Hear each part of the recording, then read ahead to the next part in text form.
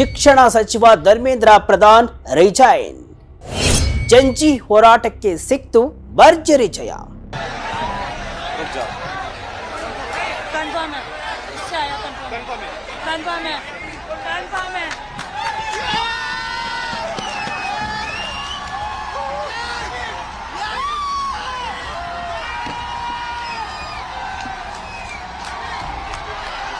S ವೀಕ್ಷಕರೇ, ಇದು ಪ್ರಜಾಪ್ರಭುತ್ವಕ್ಕೆ ಸಿಕ್ಕ ಅತ್ಯಂತ ಅತಿ ದೊಡ್ಡ ಗೆಲುವು.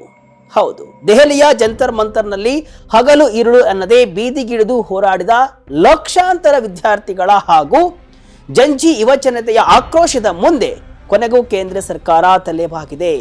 ದೇಶಾದ್ಯಂತ ವ್ಯಾಪಕ ಸದ್ದು ಮಾಡಿದ್ದ ನೀಟ್ ಯುಜಿ ಪರೀಕ್ಷಾ ಹಗರಣದ ಸಂಪೂರ್ಣ ನೈತಿಕ ಹೊಣೆಯನ್ನ ಹೊತ್ತು ಕೇಂದ್ರ ಶಿಕ್ಷಣ ಸಚಿವ ಧರ್ಮೇಂದ್ರ ಪ್ರಧಾನ್ ತಮ್ಮ ಹುದ್ದೆಗೆ ಈಗ ಅಧಿಕೃತವಾಗಿ ರಾಜೀನಾಮೆಯನ್ನ ಕೊಟ್ಟಿದ್ದಾರೆ. ಪ್ರಧಾನಿ ನರೇಂದ್ರ ಮೋದಿ ನೇತೃತ್ವದ ಎನ್ಡಿಎ ಸರ್ಕಾರದಲ್ಲಿ ಬೀದಿಗಿಳಿದು ನಡೆದ ಬೃಹತ್ ಯುವ ಜನತೆಯ ಸತತ ಪ್ರತಿಭಟನೆ ಹಾಗೂ ರಾಜಕೀಯ ಒತ್ತಡಕ್ಕೆ ಮಣಿದು ಹಿರಿಯ ಸಚಿವರೊಬ್ಬರು ರಾಜೀನಾಮೆ ಕೊಟ್ಟಿರುವುದು ತೀರಾ ಅಪರೂಪದ ಹಾಗೂ ದೇಶದ ಶೈಕ್ಷಣಿಕ ಇತಿಹಾಸದಲ್ಲೇ ಅತ್ಯಂತ ಐತಿಹಾಸಿಕ ಘಟನೆ ಇದೇ ಮೊದಲು. ಕೇಂದ್ರ ಸರ್ಕಾರ ಹಾಗೂ ಕಾಕ್ರೋಚ್ ಜನತಾ ಪಾರ್ಟಿ ನಾಯಕರ ನಡುವೆ ನಡೆಯಬೇಕಾಗಿದ್ದಂತಹ 3ನೇ ಹಂತದ ಸಂಧಾನ ಸಭೆಗೆ ಸರಿಯಾಗಿ ಕೆಲವೇ ಗಂಟೆಗಳ ಮೊದಲು ಧರ್ಮೇಂದ್ರ ಪ್ರಧಾನ್ ರಾಜೀನಾಮೆ ನಮಗೆ ನಾನ್ ನೆಗೋಷಿಯೇಬಲ್, ಅಂದ್ರೆ ಯಾವುದೇ ಪರಿಸ್ಥಿತಿಯಲ್ಲೂ ಇದರಲ್ಲಿ ರಾಜಿ ಇಲ್ಲ ಅಂತ ವಿದ್ಯಾರ್ಥಿ ನಾಯಕರು ಖಡಕ್ ಷರತ್ತನ್ನ ಹಾಕಿದ್ರು. ಈ ಬಿಗಿಪಟ್ಟು ಬಿದ್ದ ಕೆಲವೇ ಗಂಟೆಗಳಲ್ಲಿ ಧರ್ಮೇಂದ್ರ ಪ್ರಧಾನ್ ರಾಜೀನಾಮೆ ಕೊಟ್ಟಿದ್ದಾರೆ.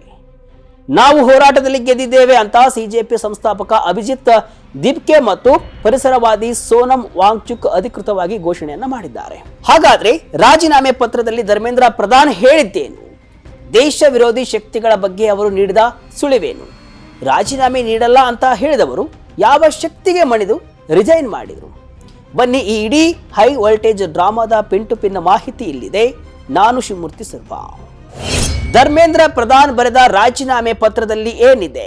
ಎಸ್ ವೀಕ್ಷಕರೇ, ಶಿಕ್ಷಣ ಸಚಿವ ಧರ್ಮೇಂದ್ರ ಪ್ರಧಾನ್ ರಾಜೀನಾಮೆಗೆ ಅದ್ಯಾವ ಭಾರಿ ಒತ್ತಡ ಇತ್ತು ಅಂದ್ರೆ, ದೆಹಲಿ ಬೀದಿಗಳಲ್ಲಿ ವಿದ್ಯಾರ್ಥಿಗಳ ಮೇಲೆ ಲಾಠಿ ಚಾರ್ಜ್ ಆದ್ರೂ, ಅಶ್ರುವಾಯು ಪ್ರಯೋಗವಾದ್ರೂ ಡೋಂಟ್ ಕೇರ್ ಅನ್ನದೇ ಸಚಿವರ ರಾಜೀನಾಮೆಗೆ ಯುವ ಪಡೆ ಪಟ್ಟು ಹಿಡಿದು ಕುಳಿತಿತ್ತು. ಕೊನೆಗೆ ಪ್ರಧಾನಿ ಮೋದಿಯವರ ಅಭಯ ಹಾಗೂ ಭರವಸೆಗೂ ಬಗ್ಗದ ವಿದ್ಯಾರ್ಥಿಗಳು ಕೇಂದ್ರ ಸರ್ಕಾರದ ಮುಂದೆ 3 ಪ್ರಮುಖ ಬೇಡಿಕೆಗಳನ್ನ ಇಟ್ಟು ಧರ್ಮೇಂದ್ರ ಪ್ರಧಾನ್ ರಾಜೀನಾಮೆಗೆ ಬಿಗಿಪಟ್ಟು ಹಿಡಿದು ಕುಳಿತಿದ್ರು. ಕೊನೆಗೂ ಇವತ್ತು ಧರ್ಮೇಂದ್ರ ಪ್ರಧಾನ್ ತಮ್ಮ ಹುದ್ದೆಯನ್ನ ತೊರೆದಿದ್ದಾರೆ. ಸಂಕಷ್ಟ ದಿನದಿಂದ ದಿನಕ್ಕೆ ಹೆಚ್ಚಾಗ್ತಾ ಇದ್ದಂತೆ ಸ್ವತಃ ಪ್ರಧಾನಿ ಮೋದಿಯವರೇ ರಂಗಕ್ಕಿಳಿದು ಪರೀಕ್ಷಾ ಅಕ್ರಮ ಎಸಗುವ ಮಾಫಿಯಾಕ್ಕೆ 10 ವರ್ಷ ಜೈಲು ಹಾಗೂ 10 ಕೋಟಿ ದಂಡ ವಿಧಿಸುವ ಕಠಿಣ ಕಾಯ್ದೆ ಮತ್ತು ತ್ವರಿತ ಕೋರ್ಟ್ಗಳ ಭರವಸೆಯನ್ನ ನೀಡಿದರೂ ಕೂಡ ಜಂತರ್ ಮಂತರ್ನ ಬೆಂಕಿ ಅಂದ್ರೆ ವಿದ್ಯಾರ್ಥಿಗಳ ಸಿಟ್ಟು ಆಕ್ರೋಶ ಶಮನವಾಗಲಿಲ್ಲ. ಕೊನೆಗೆ ಧರ್ಮೇಂದ್ರ ಪ್ರಧಾನ್ ಸ್ವತಃ ನೈತಿಕ ಹೊಣೆಯನ್ನ ಹೊತ್ತು ಪ್ರಧಾನಿ ಮೋದಿ ಅವರಿಗೆ ರಾಜೀನಾಮೆಯನ್ನ ಸಲ್ಲಿಸಿದರು. ತಮ್ಮ ಎಕ್ಸ್ ಖಾತೆಯಲ್ಲಿ ಪೋಸ್ಟ್ ಮಾಡಿದ ಸುದೀರ್ಘ ರಾಜೀನಾಮೆ ಪತ್ರದಲ್ಲಿ ಧರ್ಮೇಂದ್ರ ಪ್ರಧಾನ್ ಬರೆದುಕೊಂಡಿದ್ದ ಪ್ರಮುಖ ಅಂಶಗಳು ಹೀಗಿವೆ. ಪ್ರಧಾನ್ ಅವರು ಕಳೆದ 4 ದಶಕಗಳಿಂದ ನಾನು ವಿದ್ಯಾರ್ಥಿಗಳು, ಶಿಕ್ಷಕರು ಹಾಗೂ ಶಿಕ್ಷಣ ಕ್ಷೇತ್ರಕ್ಕಾಗಿ ಶ್ರಮಿಸಿದ್ದೇನೆ. ದೇಶದ ಯುವ ಜನತೆಯ ಕನಸುಗಳನ್ನು ಈಡೇರಿಸುವುದು ನಮ್ಮ ನೈತಿಕ ಕರ್ತವ್ಯ.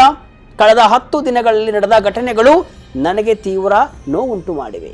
ಹುದ್ದೆಗೆ ರಾಜೀನಾಮೆ ನೀಡುವುದು ನನಗೆ ವೈಯಕ್ತಿಕ ಗೌರವ ಅಥವಾ ಪ್ರತಿಷ್ಠೆಯ ವಿಷಯವಲ್ಲ.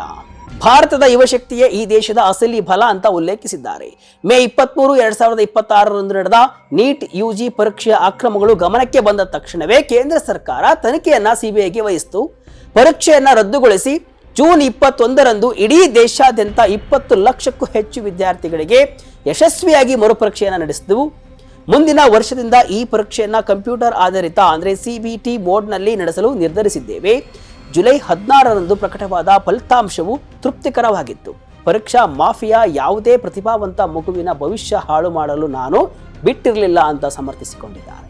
ಇದೇ ವೇಳೆ ರಾಜೀನಾಮೆಗೆ ಅಸಲಿ ಕಾರಣ ನೀಡಿದ ಅವರು ಜಂತರ್ ಮಂತರ್ನಲ್ಲಿ ನಡೆಯುತ್ತಿರುವ ಈ ಸುದೀರ್ಘ ಪ್ರತಿಭಟನಾ ವಾತಾವರಣವನ್ನ ದೇಶ ವಿರೋಧಿ ಶಕ್ತಿಗಳು ತಮ್ಮ ಸ್ವಾರ್ಥಕ್ಕೆ ಹಾಗೂ ದೇಶದ ಒಗ್ಗಟ್ಟನ್ನು ಮುರಿಯಲು ಬಳಸಿಕೊಳ್ಳಬಾರದು.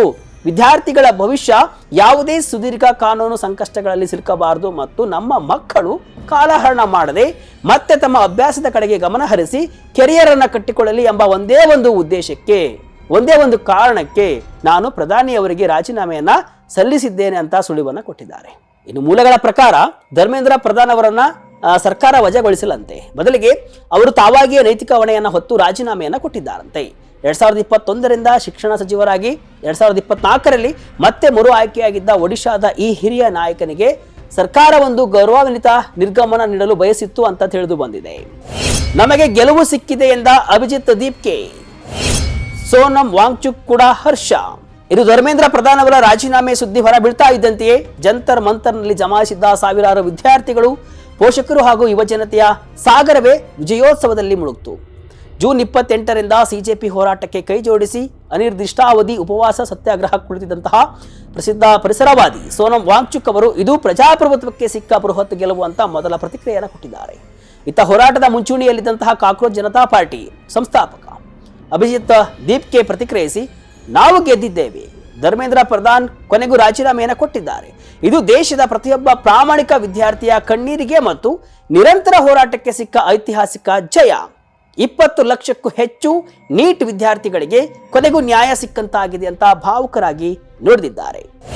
ಜುಲೈ 20ರಂದಾದ ರಕ್ತಪಾತ, ಸಂಸತ್ ಮುತ್ತಿಗೆ ಯತ್ನ, ತೀವ್ರಗೊಂಡಿದ್ದ ರಾಜಕೀಯ ಕಾವು.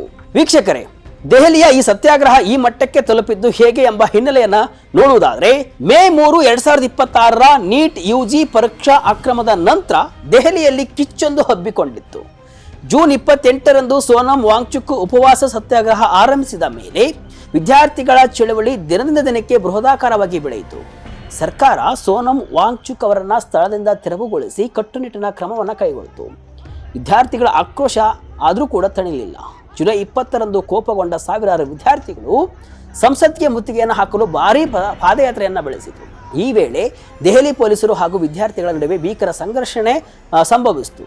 ಬರೋಬ್ಬರಿ 180ಕ್ಕೂ ಹೆಚ್ಚು ವಿದ್ಯಾರ್ಥಿ ಪ್ರತಿಭಟನಾಕಾರರು ಹಾಗೂ ಪೊಲೀಸ್ ಸಿಬ್ಬಂದಿ ರಕ್ತಸಿಕ್ತವಾಗಿ ಗಾಯಗೊಂಡರು. ಲಾಠಿ ಚಾರ್ಜ್ ಆಯಿತು, ಅಶ್ರುವಾಯು ಪ್ರಯೋಗವಾಯಿತು. ಈ ಭೀಕರ ಹಿಂಸಾಚಾರದ ನಂತರ ಇಡೀ ದೇಶದ ಜನತೆ ಜಂತರ್ ಮಂತರ್ ಬೆಂಬಲಕ್ಕೆ ನಿಂತುಕೊಳ್ತು. ಪ್ರಮುಖ ವಿಪಕ್ಷವಾದ ಕಾಂಗ್ರೆಸ್ ಈ ವಿಷಯವನ್ನು ನೇರವಾಗಿ ಪ್ರಧಾನಿಯವರ ಅಂಗಳಕ್ಕೆ ಕೊಂಡೊಯ್ತು. ಕಳೆದ ಮಂಗಳವಾರ ಕಾಂಗ್ರೆಸ್ ನಾಯಕ ರಾಹುಲ್ ಗಾಂಧಿ ಹಾಗೂ ಪ್ರಮುಖ ನಾಯಕರು ಪ್ರಧಾನಿ ಮೋದಿ ಅವರ ನಿವಾಸದ ಎದುರು ದಿಢೀರ್ ಪ್ರತಿಭಟನೆಯನ್ನು ನಡೆಸಿ ಪೊಲೀಸರಿಂದ ಬಂಧನಕ್ಕೆ ಒಳಗಾಗಿದ್ದರು. ಈ ಎಲ್ಲ ದಿಢೀರ್ ಬೆಳವಣಿಗೆಗಳು ಜುಲೈ 20ರ ಭೀಕರ ಲಾಠಿ ಚಾರ್ಜ್ ಹಾಗೂ ಪ್ರತಿಪಕ್ಷಗಳ ವೀಲಿಂಗ್ನಿಂದಾಗಿ ಮೋದಿ ಸರ್ಕಾರದ ಮೇಲೆ ಭಾರಿ ಒತ್ತಡ ನಿರ್ಮಾಣವಾಯಿತು. ಕೊನೆಗೆ ಬೇರೆ ದಾರಿ ಇಲ್ಲದೆ, ಬೇರೆ ವಿಧಿ ಇಲ್ಲದೆ ಸಚಿವರ ತಲೆದಂಡವಾಗಿದೆ. ಯುವ ಶಕ್ತಿಯ ಆಕ್ರೋಶಕ್ಕೆ ಮಣಿದ ಸರ್ಕಾರ. ವೀಕ್ಷಕರೇ, ಒಟ್ಟಿನಲ್ಲಿ ದೇಶದ ಶೈಕ್ಷಣಿಕ ಹಾಗೂ ರಾಜಕೀಯ ಇತಿಹಾಸದಲ್ಲಿ ಇದೊಂದು ಅತ್ಯಂತ ಮಹತ್ವದ ದಿನವಾಗಿದೆ.